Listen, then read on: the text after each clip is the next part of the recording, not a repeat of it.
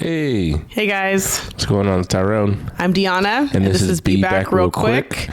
If you're new here, welcome. Thank you. The purpose of our channel is to share travel tips, give insight based on our experiences, and if you're returning, we appreciate you. Thanks for coming back. So what do we have today? Well, let's see.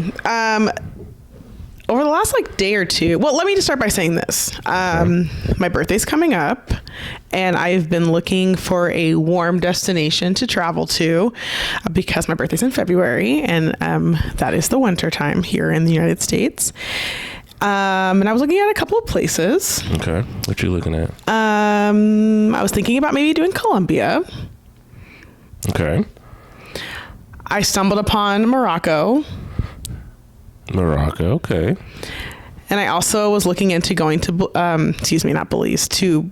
You did that already. I know, and I loved every bit of it.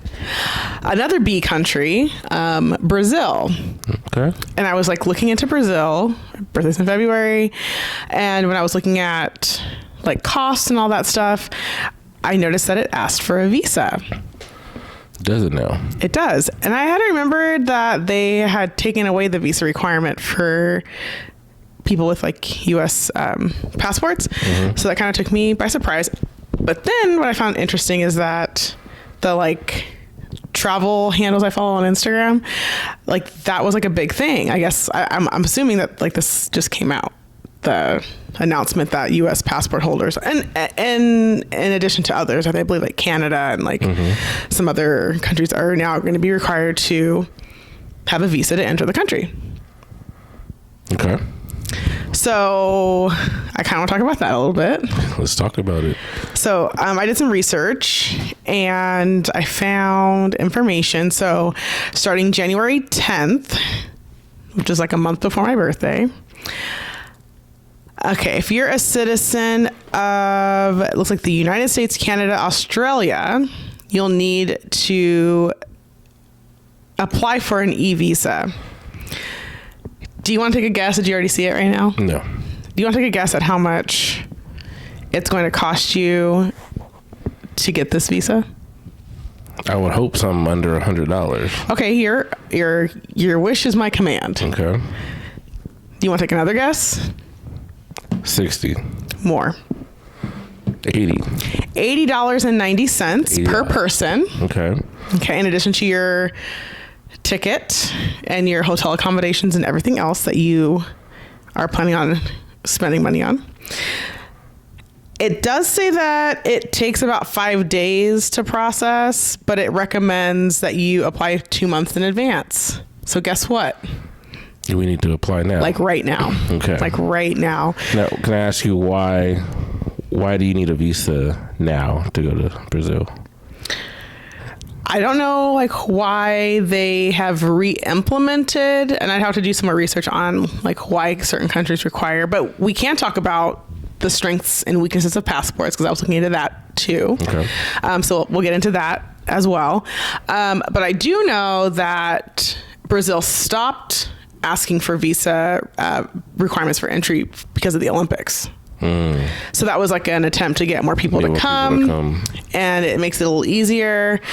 You still have to have a valid passport, but this just puts a little extra obstacle on it. And then I'm assuming it's you're paying for them to vet you to make sure that you're good to enter. To come here, got it. So yeah, that starts on January 10th. Was there something else? For $80. $80.90. 90 cents. They do again recommend 81. So yeah, we'll say $81, and they recommend that you apply 2 months in advance. That will give you plenty of time to get everything approved. They'll send you an email. I believe this website also said that they recommend that you print 2 physical copies of the visa, as well as maybe have a screenshot in your phone. Backup to the backup. To the backup. To the backup. To show immigration when you land. So just kind of have your ducks in a row. That's the little bit of research that I conducted. Okay. In the past, do you know how much the visa was? $40. $40 and $4.24 Look at that. It service fee. So things have gone up like everything else in life. True fashion of inflation. But yeah, so it says during 2016, Brazil temporarily waived visa requirements to encourage travelers to visit around the Olympic Games in Rio de Janeiro. Between 2017 and 2019, travelers from those countries needed to apply online to get a visa. Yeah. So now we need a visa.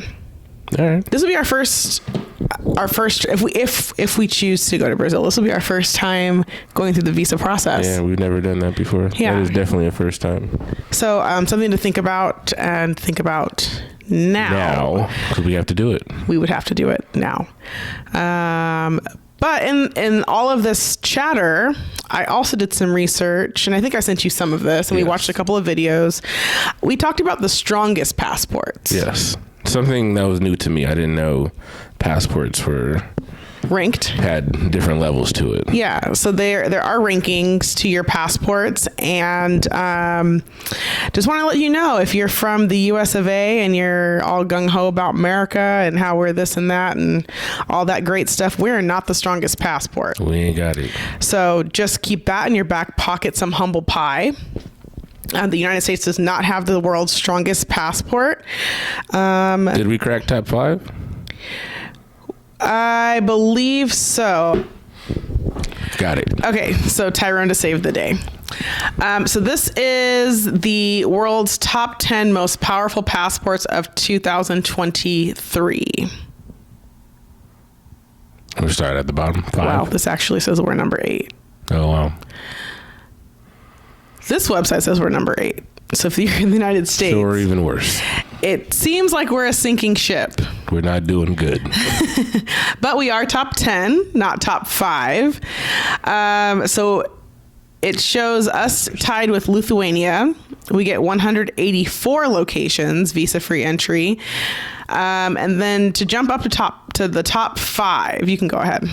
Top 5, we have Belgium, Czech Republic, Malta, New Zealand, Norway, Portugal, and Switzerland. 187 locations. To our 184. Okay. So if you hold a passport in those countries, you will be able to just fly into those 187 countries without having the prior vetting. Okay. Number 4, the UK, Denmark, Ireland, and the Netherlands. 188 locations. So they're all tied, by the way. These are all locations that are tied with that many entries. Yeah. Okay, so here we go. Top 3. Number 3. Japan, Austria, Finland, France, Luxembourg, South Korea, and Sweden. 189 locations. That's solid. Number 2. Number 2, we have Germany, Italy, and Spain. 190 locations. Okay, 190 countries to just walk into. And number 1, we have Singapore. I think that they've held strong for a long time. I've known about Singapore having a really strong passport. But how many locations? I'm sorry. 192 locations. Of 227 countries, correct? 227. Yeah, there's 227 countries. And if you hold a Singapore passport, you can enter 192 of those countries without a visa. So again, sorry, America. We're not the strongest. We're not. Again, take that piece of humble pie. But it is only just, 8 locations. Yeah. But it's still not top 5. We're not the strongest. We're not. And it looks like we're slipping. So we talked about that. You want to talk about the worst passports to hold? That one I have ready. Worst? Well, I have the top 10 worst passports to hold in the world. So if you hold a passport from Libya, you can only enter 51 countries. That's not a lot. That's the bottom 10. Number 9. And this is kind of crazy to me that this is not Low. the worst. Yeah. North Korea. For one thing, I didn't know that you could actually like leave there. Like you could leave North Korea to visit 51 countries. I didn't know that that was a thing.